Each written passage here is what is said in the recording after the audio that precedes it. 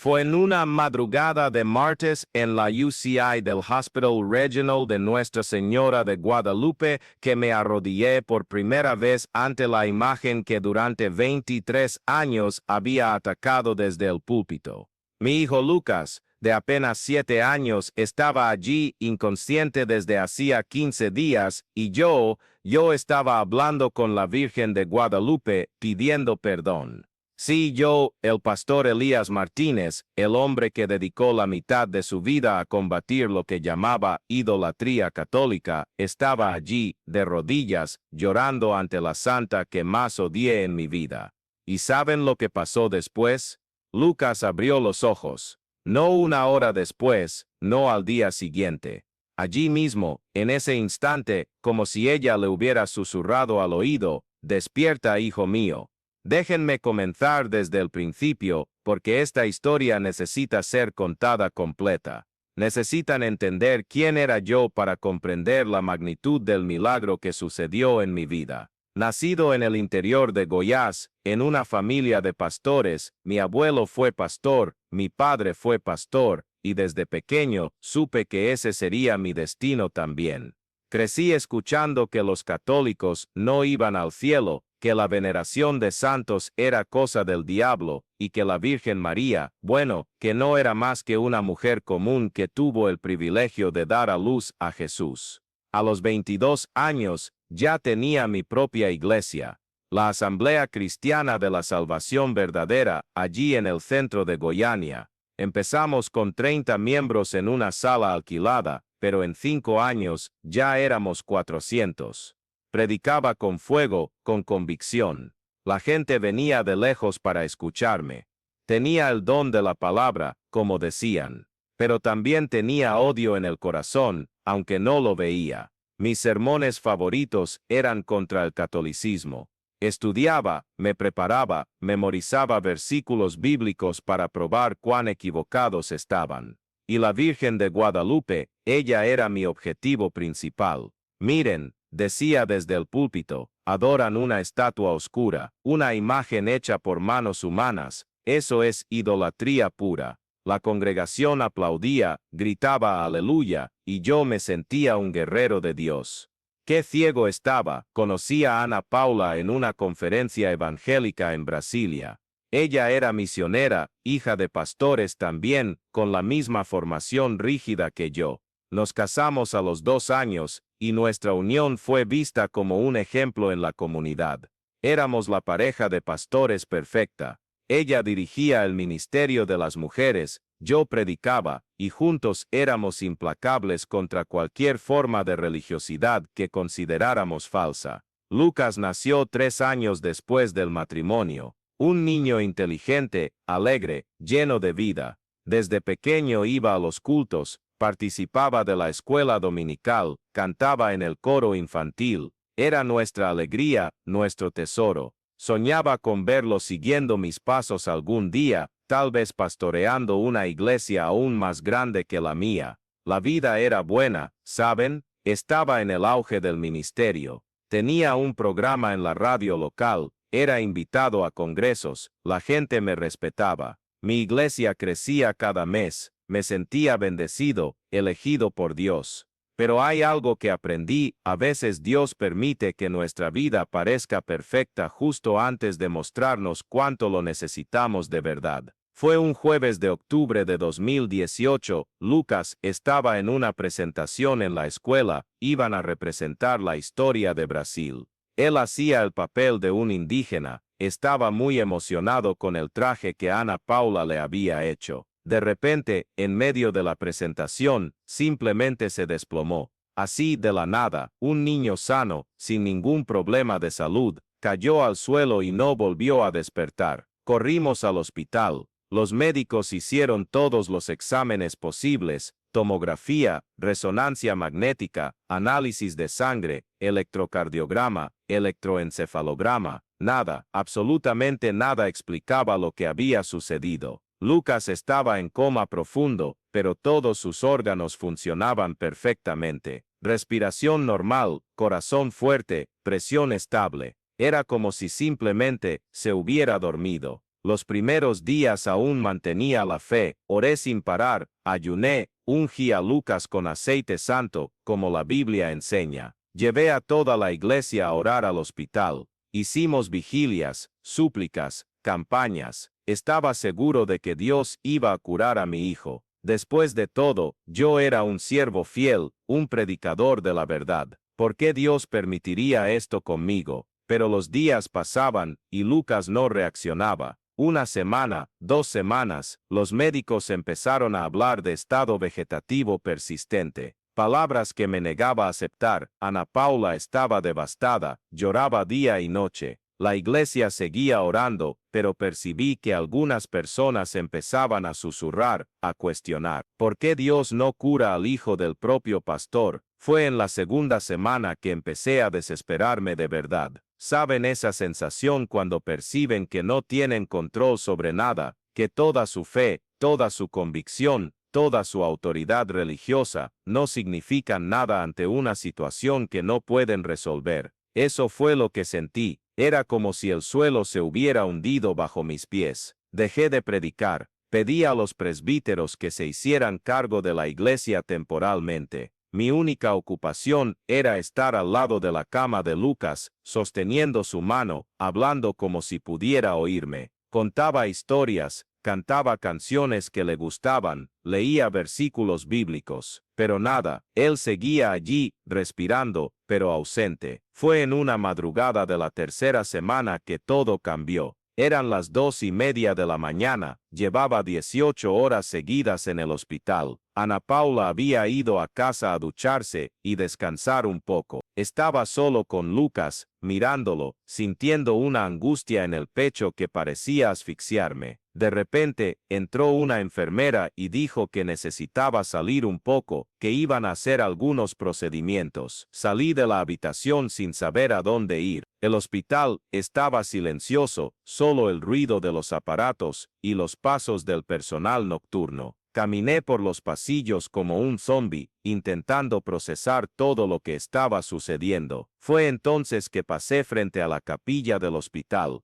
Nunca había entrado allí. Sabía que era un espacio ecuménico, pero como la mayoría de los pacientes eran católicos, estaba lleno de símbolos católicos. Había una pequeña imagen de Jesús crucificado, algunas velas, y en el altar principal, la Virgen de Guadalupe. La misma imagen que yo atacaba en mis sermones, la misma estatua idólatra que yo decía que era obra del diablo. No sé qué me pasó, pero entré. Tal vez fue la desesperación, tal vez fue la soledad, tal vez fue Dios mismo empujándome. Me senté en el último banco y me quedé mirando la imagen. ¿Y sabes qué pensé? Pensé en todos los sermones que había predicado contra esa figura. Recordé las palabras duras que usaba, el desprecio que sentía, y por primera vez, me pregunté, ¿y si estoy equivocado? Fue entonces cuando Ana Paula apareció. Ella había vuelto al hospital, y me había buscado por todas partes. Cuando me encontró en la capilla, no dijo nada, simplemente se sentó a mi lado, y me di cuenta de que estaba sosteniendo un rosario en las manos. Un rosario. Mi esposa, criada en la misma doctrina que yo, educada para rechazar cualquier símbolo católico, estaba allí con un rosario. ¿Dónde conseguiste eso?, pregunté en voz baja. Una señora me lo dio esta tarde, respondió, sin mirarme. Dijo que la Virgen ayuda a las madres afligidas. Debí haberme rebelado, debí haberle arrancado el rosario de la mano y haberlo tirado a la basura. Debí haber hecho una oración reprendiendo a los espíritus de idolatría, pero no hice nada de eso. Solo pregunté, ¿y tú crees? Ana Paula me miró con los ojos llenos de lágrimas y dijo,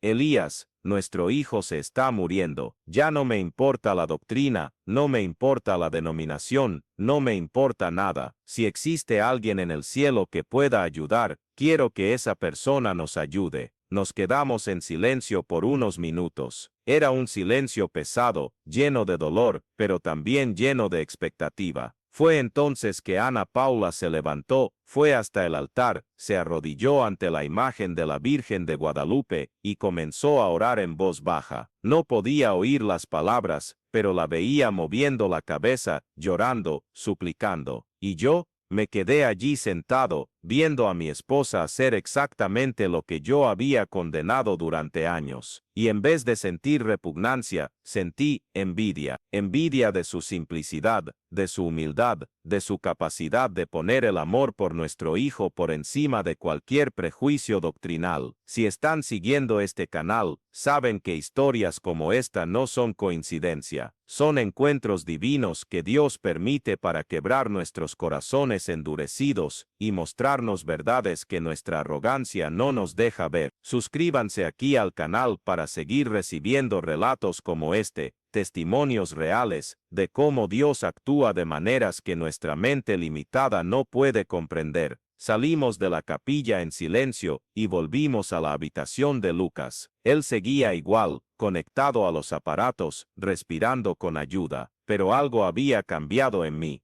Ya no podía mirarlo sin pensar en la conversación que tuvimos en la capilla, sin pensar en la imagen de la Virgen, sin pensar en la posibilidad de que mi guerra contra el catolicismo fuera solo orgullo disfrazado de celo religioso. Pasó otra semana. Lucas cumplía ahora 22 días en coma. Los médicos empezaron a hablar sobre decisiones difíciles, sobre calidad de vida, sobre realidades que yo no quería aceptar. Fue entonces cuando el doctor Enrique, el neurólogo, nos llamó para una conversación seria. Mira, Pastor Elías, dijo, necesito ser honesto con ustedes. Ya hemos hecho todos los exámenes posibles, hemos consultado a especialistas de San Paulo, incluso hemos enviado material para análisis a Estados Unidos. No hemos encontrado ninguna causa médica para el estado de Lucas. Es como si su cerebro simplemente hubiera decidido desconectarse.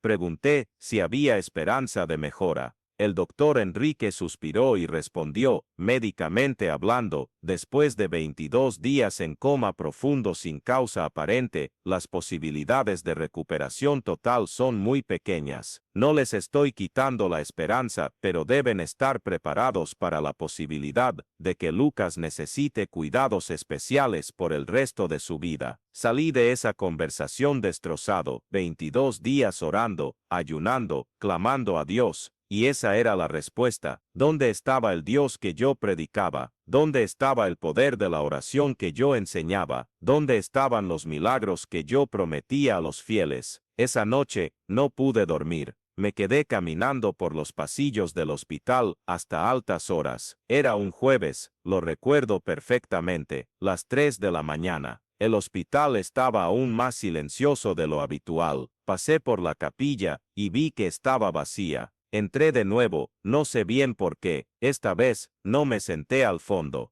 Fui directamente al altar, me quedé de pie ante la imagen de la Virgen de Guadalupe y comencé a hablar, no a orar, a hablar, como si ella fuera una persona real allí delante de mí. Mira, dije, sé que pasé toda mi vida hablando mal de ti, sé que te llamé ídolo, engaño, algo peor, sé que enseñé a cientos de personas a rechazarte. Si tú existes de verdad, si tú puedes oírme, entonces perdóname. Estaba equivocado. Paré un poco, miré la imagen, y continué, no te pido que me convierta al catolicismo, no te prometo que voy a cambiar de religión o dejar de ser evangélico, solo te pido como padre, como un hombre desesperado que ya no sabe qué hacer. Si tú tienes poder, si tú tienes influencia allá en el cielo, intercede por mi hijo. Él es inocente, él nunca habló mal de ti. Si alguien tiene que pagar por mis errores, que sea yo, no él. Lloré como no lo hacía desde niño. ¿Sabes ese llanto que sale del fondo del alma?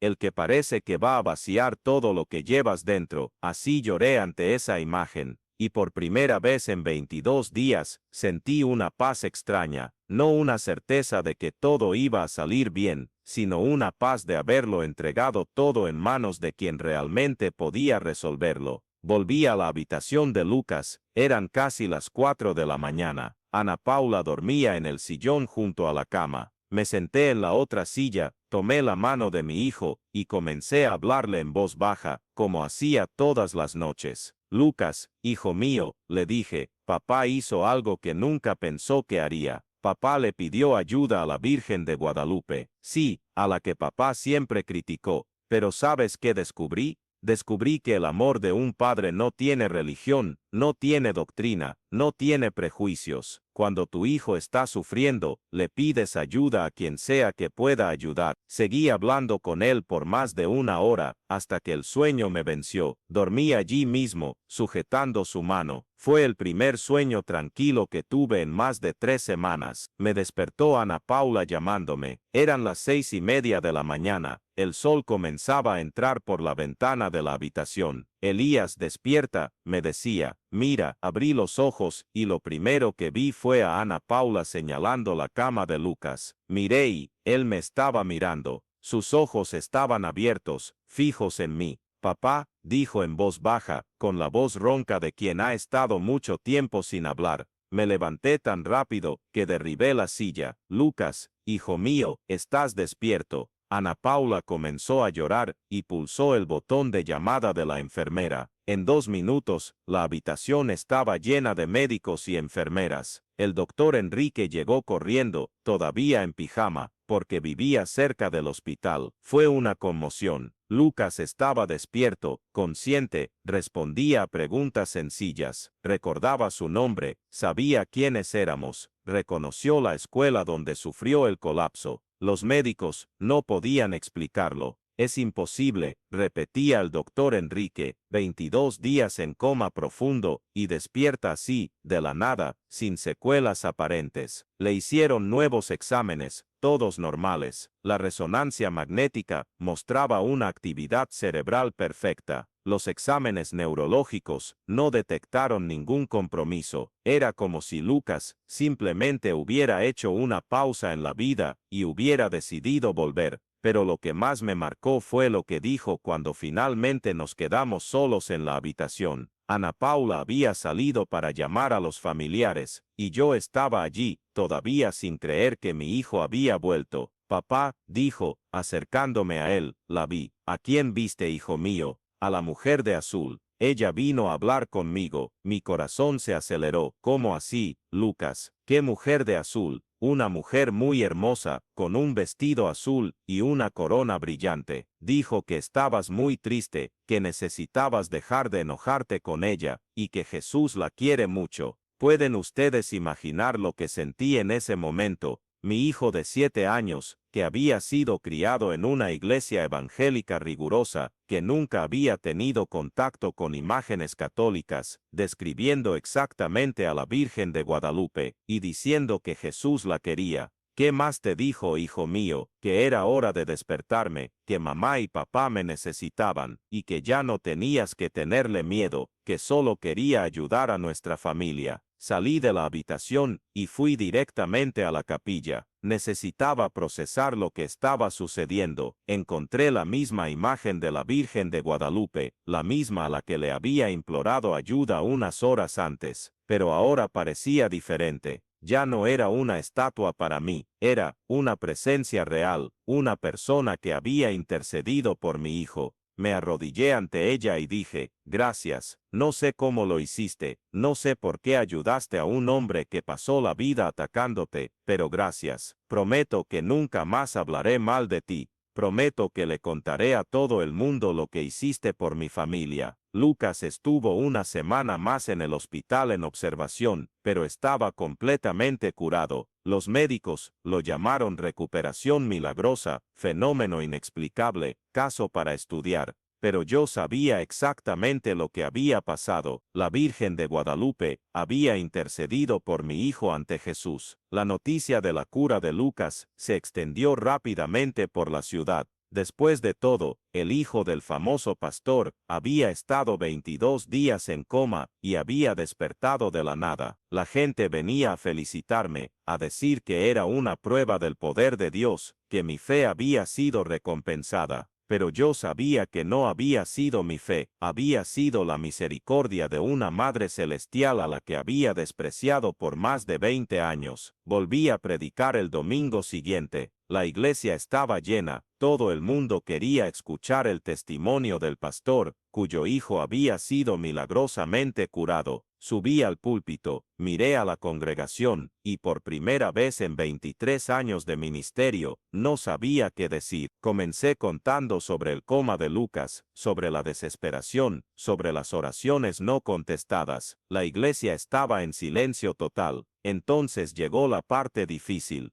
Hermanos, dije, necesito confesarles algo. Durante 23 años de ministerio, ataqué al catolicismo. Llamé a los católicos idólatras, dije que la veneración de los santos era cosa del diablo, afirmé que la Virgen de Guadalupe no era más que una estatua sin poder, pero en la madrugada en que mi hijo fue curado, estaba en la capilla del hospital, arrodillado ante la imagen de la Virgen de Guadalupe, pidiendo perdón y suplicando por ayuda. Un murmullo recorrió la iglesia. Algunas personas se movieron incómodamente en las sillas. Continué, ¿y saben qué pasó? Ella intercedió por mi hijo. Lucas despertó y dijo que había visto a una joven de azul, que le dijo que Jesús la quería mucho. Hermanos, estaba equivocado. Pasé más de 20 años combatiendo a una Madre Celestial que solo quería ayudar a la gente. El silencio en la iglesia era ensordecedor. Me di cuenta de que algunas personas estaban conmocionadas, otras irritadas, algunas llorando. Terminé el sermón diciendo que necesitaba repensar muchas cosas que había enseñado, que quizás era hora de cambiar el odio por la humildad. Ese fue mi último sermón en esa iglesia. En los días siguientes, la mitad de la congregación me buscó pidiendo explicaciones, cuestionando si me estaba desviando de la fe. La directiva de la iglesia programó una reunión y muy educadamente sugirió que tomara una licencia para restaurarme espiritualmente. No resistí. Comprendí que mi tiempo como pastor de esa denominación había terminado. Ana Paula me apoyó completamente. Ella también estaba pasando por una profunda transformación espiritual. Comenzamos a cuestionar muchas doctrinas que habíamos seguido ciegamente, muchos prejuicios que habíamos alimentado en nombre de la verdadera fe. Fue entonces que comenzamos a frecuentar el Santuario Nacional de Nuestra Señora de Guadalupe, no para convertirnos al catolicismo, sino para conocer mejor a aquella que había salvado a nuestro hijo. La primera vez que entré en el santuario fue emocionante. Miles de personas, de todas las clases sociales, de todas las edades, unidas en una fe simple y genuina. Participé de una misa, algo que nunca había hecho en mi vida. Observé a las personas rezando el rosario, encendiendo velas, dejando exvotos. ¿Y saben qué percibí? Vi la misma fe que yo predicaba, la misma devoción a Jesús, el mismo amor por Dios. La diferencia era que allí, Jesús tenía una madre presente, intercesora, que cuidaba de sus hijos con ternura maternal. Hablé con el padre Antonio, un sacerdote portugués muy sabio que trabajaba en el santuario. Le conté mi historia, le hablé sobre mis prejuicios, sobre la cura de Lucas, sobre mi crisis de fe. Él me escuchó con paciencia y al final dijo algo que nunca olvidé. Hijo mío, Dios no tiene religión, Dios tiene amor. Nuestra Señora de Guadalupe no curó a tu hijo para que te convirtieras al catolicismo. Ella curó porque es madre, y una madre no elige a qué hijo ayudar basándose en su religión. Ella simplemente ama e intercede. Esas palabras me liberaron de una culpa que ni siquiera sabía que llevaba. No necesitaba convertirme en católico para honrar a Nuestra Señora. Solo necesitaba reconocer que había estado equivocado, pedir perdón y vivir de una manera más humilde y amorosa. Lucas creció sano y feliz. Hoy tiene 15 años. Es un adolescente normal, juega fútbol, estudia bien, sale con la hija del vecino, pero nunca olvidó a la joven de azul, que habló con él durante el coma. A veces la dibuja, siempre con un manto azul y una expresión dulce en el rostro. Dejé de pastorear denominaciones, pero no dejé de predicar. Hoy recorro el país dando testimonios en iglesias evangélicas y católicas, contando mi historia, hablando sobre humildad, sobre amor en lugar de odio, sobre unidad en lugar de división entre cristianos. No siempre soy bien recibido. Muchos evangélicos me consideran un desviado, un traidor de la causa protestante. Algunos católicos desconfían de mi sinceridad, creen que es una estrategia para convertir católicos al evangelicalismo. Pero la mayoría de las personas entiende el mensaje: Dios es más grande que nuestras denominaciones, el amor es más fuerte que el prejuicio, y a veces quien más rechazas es exactamente quien Dios usa para bendecirte. Ana Paula y yo todavía somos evangélicos, frecuentamos una iglesia pequeña y acogedora donde puedo compartir mi viaje sin juicios. Pero también vamos al santuario de Nuestra Señora de Guadalupe al menos una vez al año, a llevar flores a Nuestra Señora, a encender una vela, a agradecer por la vida de nuestro hijo. El pasado 12 de octubre vimos Día de Nuestra Señora de Guadalupe, llevé a Lucas al santuario, ya es una tradición nuestra. Nos quedamos en la multitud, participamos de la misa, rezamos el rosario junto con miles de personas. Al final, Lucas me pidió acercarme más a la imagen. Fuimos hasta allí, en medio de tanta gente, y Lucas miró fijamente a la imagen de Nuestra Señora. Luego me miró y dijo: «Papá, ella sigue igual». Todavía tiene la misma sonrisa dulce de cuando habló conmigo en el hospital. En ese momento, comprendí que el milagro no fue solo que Lucas despertara del coma. El milagro fue que mi corazón de piedra se transformara en un corazón de carne. El milagro fue descubrir que el amor de Dios es mucho más grande que mis prejuicios. El milagro fue aprender que una Madre Celestial puede amar incluso a un hijo que pasó años hablando mal de ella. Hoy cuando alguien me pregunta si soy católico o evangélico, respondo: soy cristiano. Soy hijo de Dios que fue enseñado por Nuestra Señora de Guadalupe a amar en lugar de odiar, a unir en lugar de dividir, a humillarme en lugar de exaltarme. Mi vida cambió completamente después de esa madrugada en la capilla del hospital. Perdí muchos amigos de la época de pastor, perdí prestigio religioso, perdí la seguridad financiera que el ministerio me daba. Pero gané algo mucho más valioso, gané paz en el corazón, gané la certeza de que Dios me ama incluso cuando estoy equivocado, gané una familia celestial que incluye no solo a Jesús como Salvador, sino también a María como Madre Intercesora. Si ustedes están viendo este video y tienen prejuicios contra otras denominaciones cristianas, les pido, no cometan los mismos errores que yo cometí. No gasten su energía combatiendo hermanos en la fe. Usen esa energía para amar, para servir, para ayudar a quien necesita. Dios no se alegra cuando sus hijos pelean entre sí. Y si ustedes son católicos y ya sufrieron ataques de evangélicos, no guarden rencor en el corazón. Oren por ellos como Nuestra Señora seguramente oró por mí durante todos esos años en que la atacaba. El amor siempre vence al odio, la paciencia siempre vence a la agresividad. Nuestra Señora de Guadalupe me enseñó que ser madre significa amar incondicionalmente, perdonar infinitamente, interceder constantemente. Ella no esperó a que yo pidiera perdón para comenzar a orar por mi hijo. No exigió que cambiara de religión para ayudarme. Simplemente amó, como toda madre verdadera lo hace.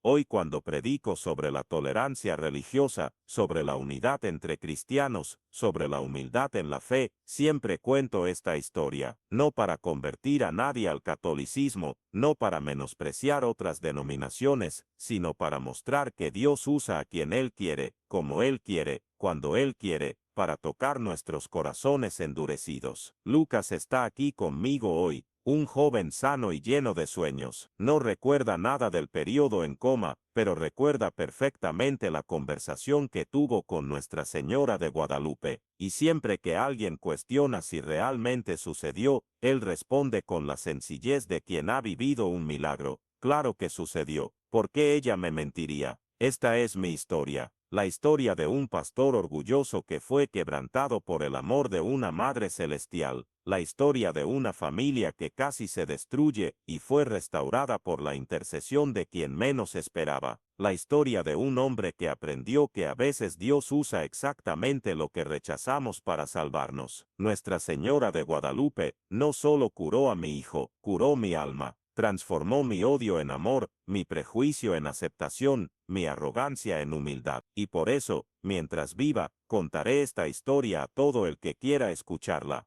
Porque hay milagros que suceden no para convertirnos a una religión específica, sino para convertirnos al amor. y este fue el mayor milagro de mi vida.